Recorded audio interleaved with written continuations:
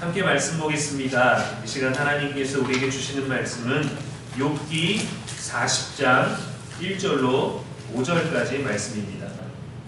여호와께서 또 욥에게 일러 말씀하시되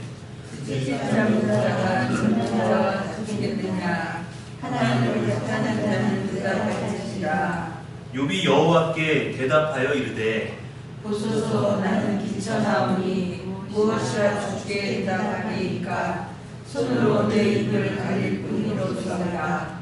내가 한 번 말하였사온즉 다시는 더 대답하지 아니하겠나이다. 아멘. 이는 살아계신 우리 하나님의 말씀입니다.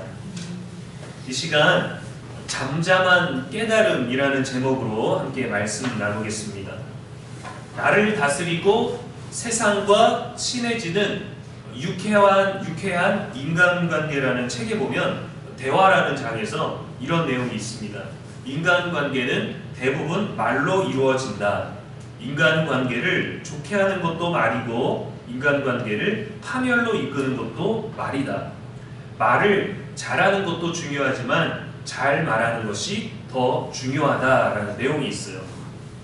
사람과의 관계는 대부분 말이 없을 때 태도로 나누게 되지만 말에는 더 큰 힘과 전달력이 있습니다.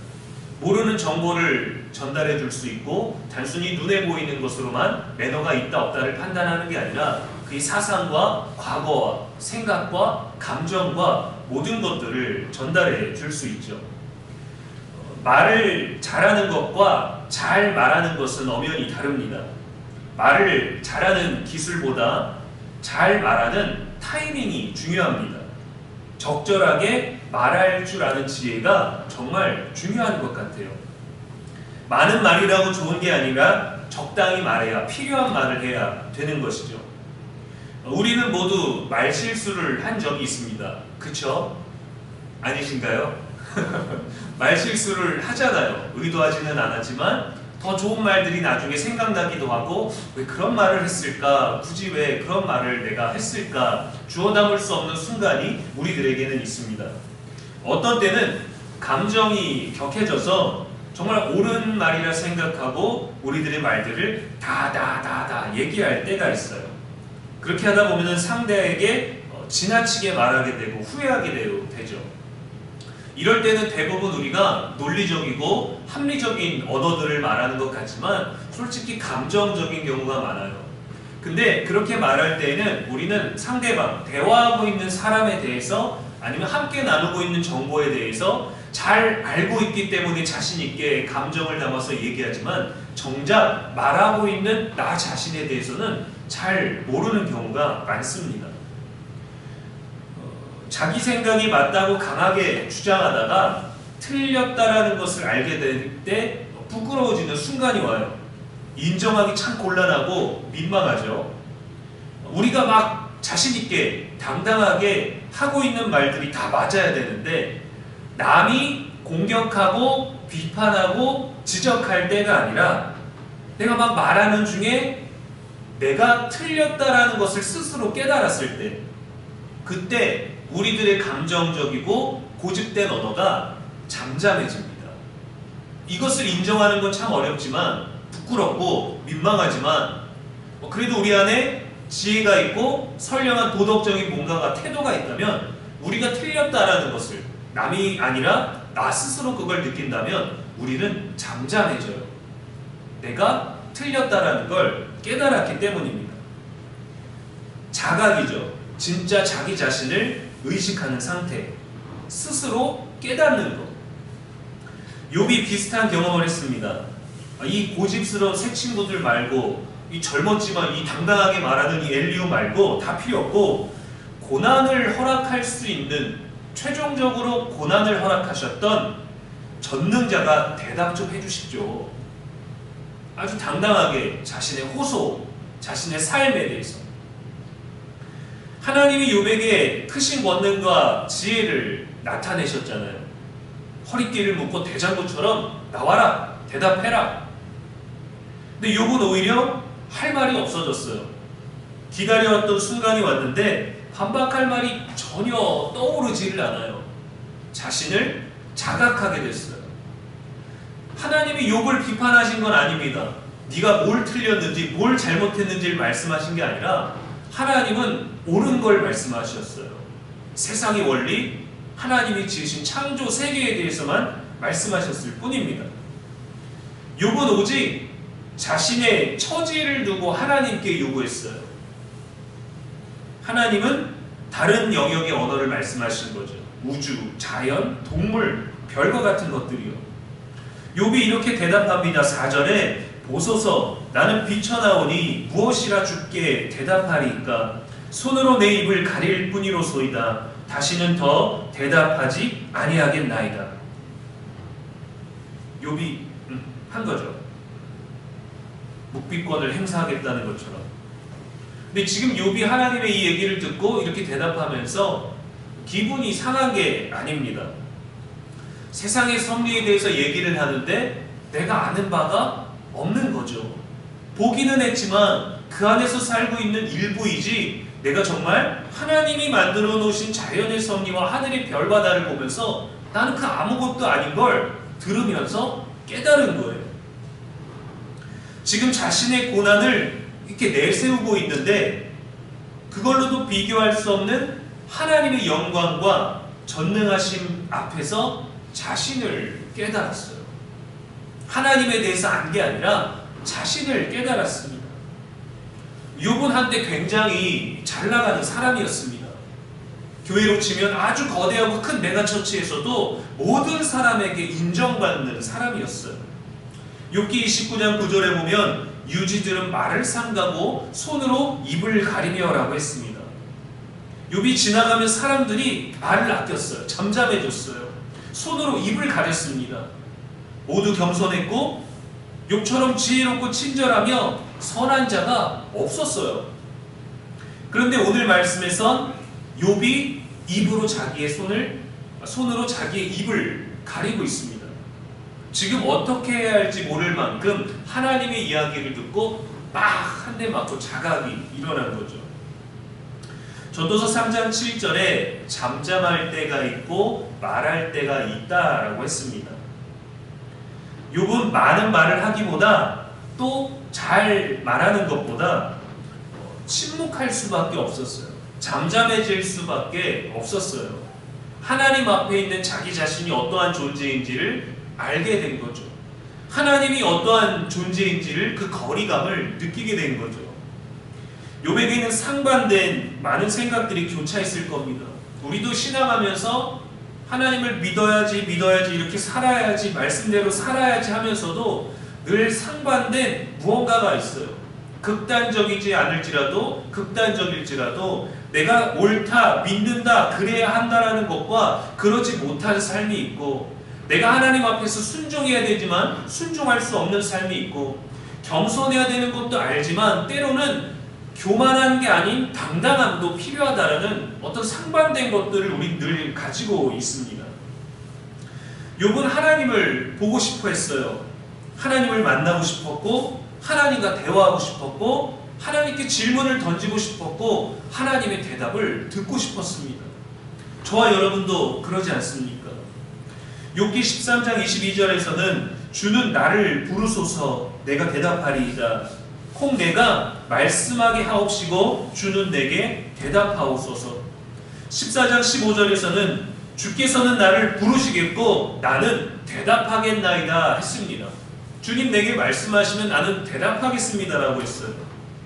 당당하게 하겠습니다. 근데 그렇게 애타게 찾고 기다리던 하나님께서 나타나셔서 말씀하셨는데 오히려 손으로 자기 입을 가리고 나는 더 이상 대답하지 않겠습니다 라고 하는 거예요. 서로 다투다가 감정이 격해진 사람이 때론 이런 말을 합니다. 너 두고 봐. 내가 너 진짜 가만히 안 둘 거야. 내가 어떤 사람인 줄 알아? 내가 너 이제 어떻게 할지 알아? 아주 후회하게 해줄 거야. 너 실수했어. 라고 이렇게 모든 감정을 털어서 내가 지금 어떤 감정인지도 모르면서 아주 대단한 무언가를 말하지만 당당하게 겁박하면서 말하는 사람치고 정말 대단한 사람이 별로 없고 대단한 일을 저지르는 사람도 별로 못 본 것 같아요. 오히려 그렇게 말한 그 순간을 후회하고 부끄러워하고 민망해하게 됩니다. 당당했던 욥의 태도도 바뀌게 된 것은 지금까지 하나님의 말씀이 자기가 판단하고 기대했던 답변의 내용과 엄청난 차이가 있음을 발견했기 때문이에요. 우리는 사람과의 대화 가운데서 무언가 하나를 말하면 그 대답이 돌아와야 됩니다. 피드백이 와야 되죠. 근데 내가 어떤 질문을 던지고 설명을 하는데 전혀 다른 얘기를 한다면 대화가 되지를 않는 겁니다. 그러면 존중을 느끼지를 못해요. 카톡을 보내고 문자를 보냈을 때도 우리가 확인한다면 빨리 답장을 하고, 답장을 할 수 없었다면 늦게라도 양해를 구하며 답을 주는 게 그게 예의 아니겠습니까? 그게 상대방을 존중하는 거잖아요. 우리가 톡을 보고 문자를 봤는데도 일부러 답장을 늦게 하는 건 그건 그 사람을 존중하지 않는 거잖아요.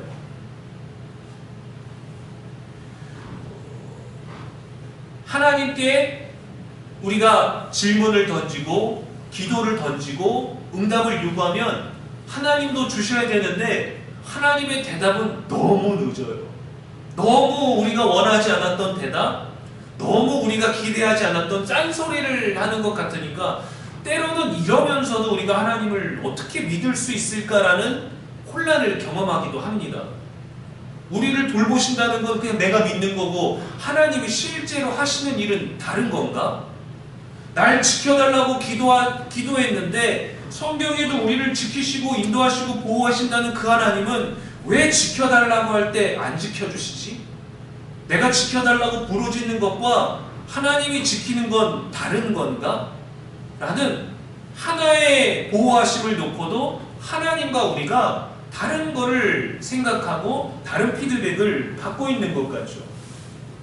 내가 기대했던 답변과 실제로 하나님이 주셨던 답변에 격차가 크게 생겨버렸어요. 자기 중심적인 생각에서 하나님의 대답을 기대했지만 하나님은 절대자로서 인간이 헤아릴 수 없는 섭리, 창조를 말하셨고 그로 인해서 욥이 생각하고 발언하고 던지고 원망하고 요구했던 그 모든 것들이 얼마나 초라하고 떳떳하지 못한 것들인지를 각성하게 된 겁니다. 사실 우리는 이거를 경험하고 싶지 않아요. 왜냐하면 우리가 원하는 대로 하나님이 주기를 바라거든요. 근데 우리가 원하는 것과 전혀 다른 걸 주셨는데 신기하게 그게 답이 됐다라는 겁니다. 하나님을 대면한다는 건 그런 거예요. 설명할 수 없고 전부 다 받아들일 수 없고 이해할 수도 없고 어떤 영화에 보면은 어떤 외계인의 두뇌가 있습니다. 외계인의 능력이 있는 외계인의 형상을 가지고 있어요. 이것이 가지고 있는 정보를 우리가 다 알면은 역사에 대해서도 알고 미래에 대해서도 아는 거예요. 때론 우리가 지어진 피라미드나 옛날에 정말 놀라운 건축이나 문명들을 보고 의술과 또 어떤 그런 하늘의 별을 계산했던 것들을 보면서 천문학, 의학들을 보면서 야 이거는 지금도 어려운데 옛날에 막 몇천 년 전 시대에 이게 가능했던 것은 이 외계인들의 간섭과 능력이기 때문이다. 근데 그 능력을 가지고 있는 외계인의 두뇌를 발견합니다. 그러다가 그 외계인의 가지고 있는 모든 정보가 사람에게 막 전달돼요. 악당이 그 능력을 잡은 거예요. 근데 이 능력이 너무너무 많아서 그 능력을 막 에너지 빛이 들어오면서 그 능력을 받다가 이 악당이 그것들을 막 깨닫습니다. 아 그랬구나, 이것이구나, 야 이제 나는 이 역사를 이끌어갈 수 있어, 이 세상의 전부를 나는 줄 수 있어 라고 했는데 그 사람이 터져버렸어요. 폭발했어요. 왜냐하면 사람이 다 가질 수 없는 정보력이었기 때문이에요. 하나님도 마찬가지입니다. 우리가 다 알고 다 이해하고 하나님을 다 소유하고가 아니라 하나님의 일부, 그의 얼굴을 본 것만으로도 우리들의 힘든 고난 자체가 아무 의미가 없는 것처럼 주님 앞에서 잠잠하게 되는데 그 침묵 가운데 깨달음, 각성, 자각을 경험하게 된다는 거죠. 우리는 어떨까요? 그토록 사모하는 주님을 만나면, 대면하면 여러분 어떤 걸 물어보시겠어요? 생각해 보신 적 있나요? 주님을 만나면 뭘 물어보시겠습니까? 자녀를 만나고 오랜만에 직원을 만나고 주말을 지내고 또 오랜만에 누군가를 만나면 그동안 잘 지냈어? 누구는 뭐 어때? 뭐 일하는 건 어떻고 건강 거기 아프다라는 건 어때? 라는 구체적인 것들을 기억하면서 묻겠죠. 우리가 10년이 넘게 거의 평생을 믿어왔던 주님을 만나면 첫 마디를 뭐라고 던지시겠어요, 여러분? 너무 심각한 고민되지 않습니까? 자연스럽게 만나서 안부 묻는 게 너무 어려운 거예요. 저도 이렇게 물을 걸 것 같아요. 진짜 주님 맞으십니까? 진짜 예수님이세요? 확인을 하고 싶을 것 같아요. 믿든지 아니 믿든지 나는 네가 믿는 예수다 라고 하면 막 다다다다다 저도 말할 것 같아요. 아 주님 포도주 그거 어떻게 하신 거예요? 나사로 진짜 죽은 거 일어난 겁니까? 십자가에 못 박히실 때 진짜 아프셨어요? 아니면 아프신 척 하신 거예요? 38년 된 병자를 고치셨을 때 그 사람은 정말 병자였습니까? 아니면 몰래 섭외하신 배우입니까? 물 위를 겨루셨을 때 발에 어떤 장치가 있으셨나요? 어떻게 하신 거예요? 폭풍을 잠잠케 하실 때 바람이 약해질 때까지 기다리셨다가 배에서 주무셨다가 바람이 약해지는구나 하고 그때 일어나신 겁니까? 아니면 정말 바다를 다스리신 건가요? 제 앞에서 폭풍을 일으켜 주실 수 있나요? 근데 그 폭풍에 제 머리털 하나도 휘날리지 않게 해주세요. 이런 우리 현실에서만 상상할 수 있는 것들을 묻겠죠. 그리고요 주님, 우리들의 인생에 사업이 힘들 때 왜 침묵하셨나요? 내가 목회를 해야 되는데 천국에도 안 가보고 주님의 음성을 막 구체적으로 듣지도 않고 갑자기 성경 말씀이 하늘에 쫙 써져가지고 그거를 막 방언으로 기도할 때도 아무 대답도 없으시고 과로로 죽어가고 있을 때 그 흑암에서 공포와 공허와 허무함과 간절히 딱 5분만 살려달라고 부르짖을 때 왜 아무 대답도 없으셨어요? 우리 젊은 시절 때 괴로울 때 왜 주님 안 도와주셨나요? 우리 가족 모두 고생하면서 살고 있을 때 왜 응답하지 않으셨습니까? 우리 부모의 건강이 나빠졌을 때 주님 왜 우리에게 아무 말씀도 안 하셨나요? 그러면서 우리도 욕과 같이 우리 중심적인 인생의 이야기를 하겠죠. 궁금한 게 많습니다. 대답 좀 해주세요. 주님 좀 만나고 싶어요. 주님과 좀 대화 좀 하고 싶습니다. 사람들이 말하고 나도 말하는 그런 뻔한 위로 말고 성경 구절 말하면서 그냥 지켜주지 않으시는데 지키고 계시다라고 그렇게 믿게 되는 그런 거 말고 정말 주님이 좀 대답을 좀 해주시면 좋겠어요. 내 삶을 보십니까? 내 영혼을 정말 만지십니까? 내 심령을 아시나요? 지금 내 처지를 아십니까? 지금 내 고통과 내 안에 있는 통증과 나의 모든 순간에 느껴지는 나의 안에 깊은 내면에 있는 그 괴로움들 진짜 돌보고 계신 게 맞으시나요? 반대로 우리가 이렇게 다다다다다 얘기하면 주님은 우리에게 뭐라고 물으실까요? 인생 살아보니 어떠니? 네 마음대로 되더냐? 자녀를 키워보니 네 몸으로 낳은 자녀인데 네 뜻대로 되니? 큰맘 먹고 그렇게 사업을 해봤는데 원하는 대로 뜻하는 대로 이루어지니? 아프고 힘들고 고독했을 때 참된 위로가 너에게 있었니? 잊혀지지 않는 후회의 순간들 때문에 계속해서 괴로운데 그게 마음처럼 원하는 순간에 지워지더냐? 죽음이 두렵지 않니? 너는 스스로 영생을 이룰 수 있니? 스스로를 구원할 수 있니? 너 말고 너의 가족은 구할 수 있니? 정말 나를 믿었느냐? 정말 내 말을 행하고 따랐느냐? 이러한 질문을 주님께서 던지신다면 저도 아무 대답도 못할 것 같아요. 저는 그냥 조용히 있겠습니다. 죄송합니다라는 말도 못하고 잠잠하게 있을 것 같아요. 그런데 너무도 감사한 건 뭐냐면 이러한 모든 우리가 아무 말도 할 수 없는 그 질문을 던지시는 그분이 우리의 모든 대답이 되어주신다라는 겁니다. 우리가 던지고 싶었던 그 모든 질문에 아무 말도 아무 반박도 할 수 없었던 이 대화 가운데서 바로 그분이 우리의 모든 대답이 되어주시는 걸 우리가 그거를 깨닫게 되는 거예요. 내 안에서 주님의 필요성을, 주 안에서 우리를 발견하게 되는 겁니다. 너무도 당연하게 믿어왔던 일들이 다 뒤집히지 않을까요? 우리의 바램도 있었지만 한편으로는 또 그러한 주님과의 대면이 이렇게 좀 외면하고 싶은 마음이랄까요? 피하고 싶은 거랄까요? 군에서 사령부 같은 곳에 있으면 높은 계급의 사람들을 많이 보게 됩니다. 부대가 외진데 있거나 부대의 규모가 작으면 뭐 중대장이나 대대장 정도만 돼도 엄청 높은 계급의 사람과 함께 있는 거예요. 그러다가 2스타, 3스타 이 장군을 보게 되면 너무 신기하고 너무 놀랍고 스타를 달고 있는 사람, 그 빨간 별을 달고 있는 그 의전 차량에 내 앞을 지나가는 것도 놀라운데 3스타가 내려가지고 내게 악수를 한다고 손을 건넬 때 막 그 너무 신기하고 너무 놀라운 경험인 거예요.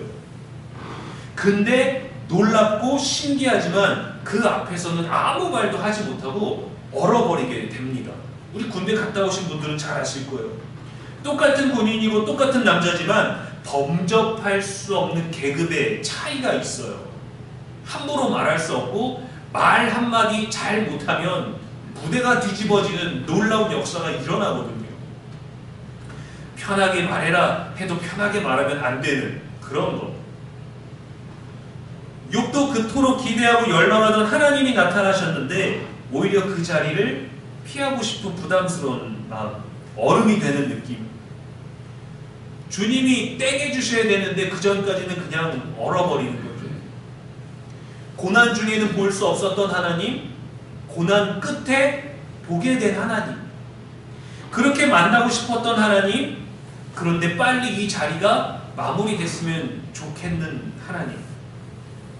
인간의 모순된 태도를 보여주는 것 같지 않습니까? 선과 절망과 희망, 신앙과 불신앙, 친절과 불친절, 거짓과 진실. 우리는 어느 한쪽에만 있지 않습니다. 그러나 우리는 지금까지 믿음으로 선한 쪽에 머물기 위해서, 희망에 머물기 위해서 신앙과 친절과 진실의 자리에 있기 위해서 애쓰고 노력해왔어요. 버텨왔습니다.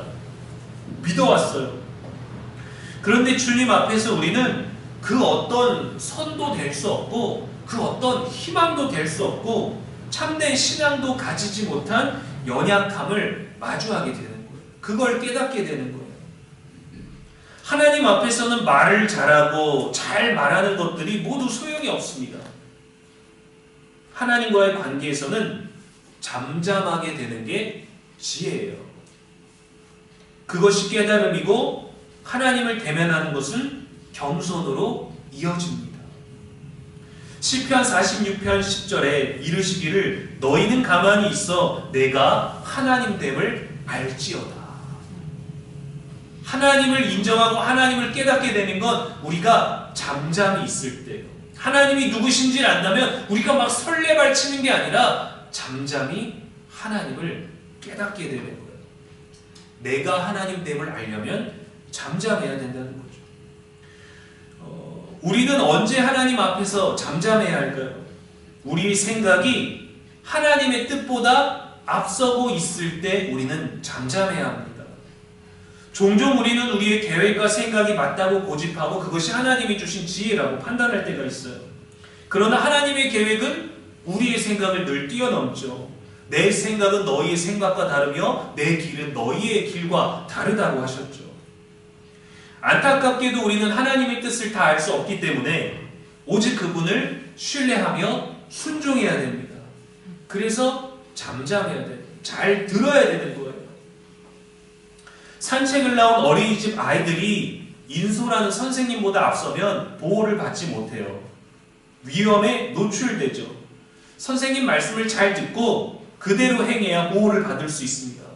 옆에 친구 손을 잡으라고 하면 왜요가 아니라 잡아야 돼요. 선생님만 보세요 라고 했을 때 왜요? 딴 것 보면 안 돼요가 아니라 선생님을 봐야 되는 거예요. 잠잠히 들린 대로 행하는 것이 바로 하나님 앞에서 잠잠하게 그분보다 앞서지 않는 겁니다. 또 언제 잠잠해야 할까요? 욥처럼 고난 속에서 우리가 하나님을 원망하고 따지고 싶어질 때, 그때 우리는 잠잠해야 합니다. 또한 우리는 하나님의 크심을 깨달았을 때 잠잠해야 합니다. 하나님이 누구신지 깨달으면 자연스럽게 겸손해지거든요. 사람들도 자기 자신을 대단하게 여길 때 거침이 없어요. 한 20대 운전자가 뚜껑 열린 외제차를 타면서 난폭 운전을 합니다. 차선을 무시하면서 달리니까 주변에 놀란 차가 빵빵하고 경적을 울렸어요. 그랬더니 이 경적에 화가 나서 달리다 말고 끽 서가지고 씩씩거리면서 차문을 열고 나와가지고 분노를 터뜨리려고 합니다. 그런데 상대차 운전자가 키가 190이 넘고 100kg 정도 되는 엄청난 거구에 포스가 넘치는 사람이었어요. 그거를 보고 달려오다가 말고 인사를 하고 차문을 열고 빨리 타고 도망을 갑니다. 자기는 되게 멋있다라고 생각했겠죠. 자기는 대단하다고 생각했겠죠. 자기는 다 이길 수 있을 거라 생각했겠죠. 자기 차보다 좋은 차가 아니니까 별 볼 일 없는 사람이 타고 있을 거라 생각했겠죠. 근데 그 경차에서 엄청난 거구의 사람이 내리니까 따지지도 못하고 대들지도 못하고 빨리 차 타고 도망갔어요.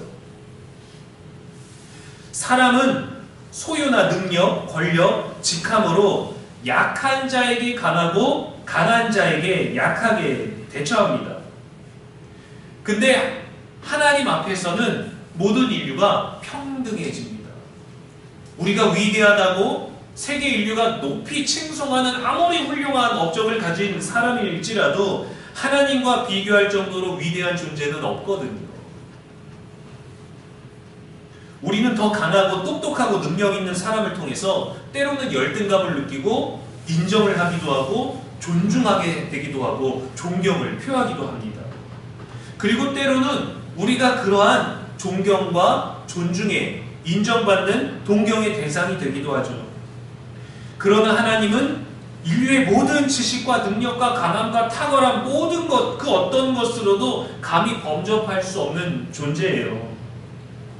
거대하게 우뚝 솟아있는 산만 봐도 그 웅장함을 우리가 말로 표현할 수 없고 우리 삶으로 그거를 대신하거나 담을 수도 없는데, 하나님 지으신 그 작은 일부에도 우리가 이렇게 초라한데 어떻게 우리가 하나님을 헤아릴 수 있겠습니까? 어떻게 그 하나님이 말씀하신 것에 당당하게 답변을 할 수 있겠어요? 뵙고 싶고 함께하고 싶지만 동시에 결코 그래서는 안 될 것만 같은 너무도 위대하고 멀고 전능한 존재임을 깨닫게 되죠. 그래서 하나님을 경외하는 것이 지혜의 근본이다 라고 말하는 것이고, 이것을 깨달아야 하나님의 질서로 세상을 지혜롭게 살아갈 수 있게 됩니다. 그래서 모든 이들이 하나님을 알고 그분을 경외해야 인류의 질서도 잡히는 거예요. 그리고 그 하나님과 함께하는 게 모든 인류에게도 복입니다. 시편 73편 28절에 하나님께 가까이 함이 내게 복이라 했습니다. 우리도 그렇지만 욥에게는 하나님이 일하시는 것과 자신이 당한 고난이 분리되어 있었습니다. 그러나 하나님을 신뢰하고 인정한다면 알 수 없는 고난으로 우리들에게 말씀하시고 일하시는 하나님의 이 일하시는 방식도 인정해야죠. 하나님 믿는 것과 하나님이 일하시는 방식을 따로 두는 게 아니라 우리 삶에 나타나는 하나님이 답주시지 아니한 일과 하나님이 어떤 분이신지를 믿는 것은 통일돼야 되는, 통합되어야 되는, 이거를 분리하면 안 되는 거예요. 나의 삶과 성전에서의 삶과 밖에서의 삶과 집 안에서의 나와 우리의 차이를 둘 수는 있죠. 그러나 우리가 하나님을 이해하고 하나님을 인정하는 데 있어서는 이 모든 것들이 일치가 있어야 됩니다. 시편 62편 5절에 나의 영혼아 잠잠히 하나님만 바라라. 무릇 나의 소망이 그로부터 나오는도다 했어요. 잠잠히 하나님을 바라야 되는 이유는 뭐냐? 우리의 모든 소망이 그에게서 나오기 때문입니다. 우리가 잠잠해진다고 하나님의 뜻을 다 알게 되는 건 아니에요. 그분의 계획을 예상하고 헤아릴 수 있고 날씨나 어떤 정치, 경제 흐름, 환율과 같이 우리가 예측할 수 있는 것이 아닙니다. 그래서 하나님은 우리를 향해 말씀하셨습니다. 예레미야 29장 11절에 여호와의 말씀이니라 너희를 향한 나의 생각을 내가 아나니 재앙이 아니니라 평안이니라 너희에게 미래와 희망을 주는 것이니라 하셨습니다. 우리는 하나님의 생각을 모르지만 하나님은 말씀하셨어요. 나의 생각은 내가 안다. 너희를 향한 건 내가 알아. 평안이야. 재앙이 아니야. 고난이 아니야. 괴로움이 아니야. 허무함이 아니야. 미래와 희망을 주는 거야. 잠잠히 나를 바래라. 소망은 나한테서 나간다. 세상이 주지 못하는 평안 내가 줄 거야. 혼란스러웠지. 다 믿지 못했지. 다 이해하지 못했지. 다 알 수 없지. 믿은 대로 되지 않았지. 헌신한 대로 되지 않았지. 열심히 노력한 만큼 되지 않았지. 그러나 나를 믿고 잠잠히 바라봐라. 잠잠함은 단순한 침묵이 아닙니다. 하나님의 주권을 인정하는 아름답고 겸손한 신앙의 태도예요. 하나님 앞에 잠잠한 가운데 더 깊은 신앙의 설렘과 깨달음을 누릴 수 있는 저와 여러분 되기를 주님의 이름으로 축원합니다. 기도하겠습니다. 전능하신 하나님 아버지, 때론 우리의 말이 너무 빠르고 너무 가볍고 하나님의 말씀보다 앞설 때가 많습니다.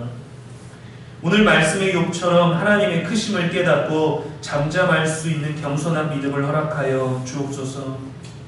내가 옳은 것보다 하나님의 옳으심을 먼저 생각하게 하시고 나의 선함보다 선하신 하나님 앞에 먼저 잠잠하게 하시고 그 어떤 소망을 바라며 분주하게 사는 것보다 잠잠히 하나님을 바라보며 그분이 우리들에게 소망이 되심을 깨닫게 하실 것을 믿는 믿음으로 우리 안에서 성령이 하실 역사를 기대하며 주님만 바라보는 우리들의 일상이 되게 하여 주옵소서. 하나님을 신뢰함으로 순종의 태도를 잃지 않는 겸손이 있게 하여 주옵소서. 우리의 영원한 소망이 되시는 예수님의 이름으로 기도합니다. 아멘.